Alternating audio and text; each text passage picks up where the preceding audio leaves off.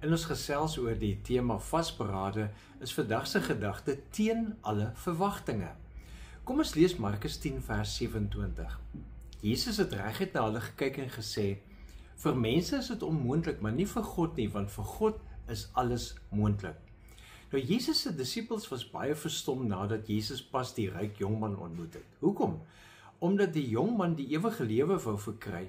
Maar toe sê Jesus vir hom, hy moet al daardie besittings, als dit wat hom so ryk gemaak het, moet hy verkoop en vir Jesus volg. En die jongman het bedroef weggestap. En nou het Jesus se disippels gewonder, as selfs hierdie godsdienstige jongman nie gered kan word nie, wie kan dan gered word? Hulle het soos die ander mense in hulle tyd gedink dat rykdom is 'n teken van God se seën. En die jongman was juis nie bereid om daardie seën prys te gee nie. Maar Jesus se punt was egter dat redding nie kan kom deur menslike prestasies of rykdom nie.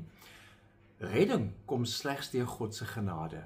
Daarom mag dinge vir mense onmoontlik lyk, maar vir God is dit moontlik. En hierdie uitspraak en die gevolglike manier van redding, dis teen alle verwagting in, want God vergewe ons en God gee vir ons genade, God red ons. En die goeie nuus is dat ons juis deur hierdie genade en dus deur God alleen gered kan wees.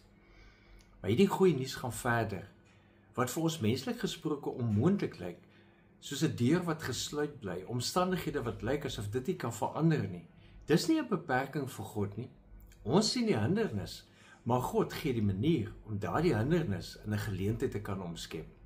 En dikwels beperk ons onsself, omdat ons dink ons vermoëns is beperk, terwyl iemand soos Carol Dweck in haar navorsing en teorie oor mindset, of die manier waarop ons dink, juist verduidelik dat wanneer ons met 'n groei-ingesteldheid leef, dan bly ons ontwikkel, ons bly groei, selfs teen alle verwagtinge in.